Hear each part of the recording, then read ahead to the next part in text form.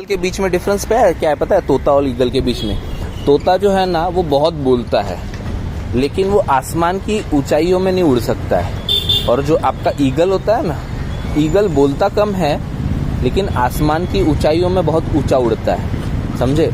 तो आप उड़ता जाता है। हाँ, तो हमें भी बातें कम करनी चाहिए और काम ज्यादा करना चाहिए। अच्छा।